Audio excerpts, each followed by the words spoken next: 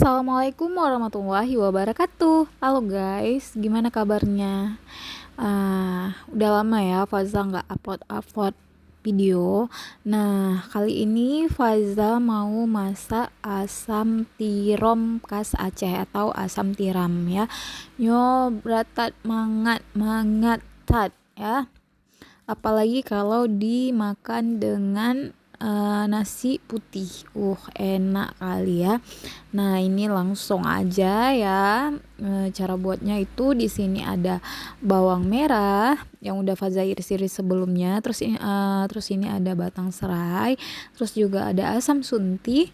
Terus ada garam secukupnya, daun jeruk yang sudah diiris-iris, dan juga ini ada cabai rawit setan. Nah, ini semua bahannya sudah Faza cuci bersih ya. Nah, ini ada tiram atau tiram yang sudah Faza rebus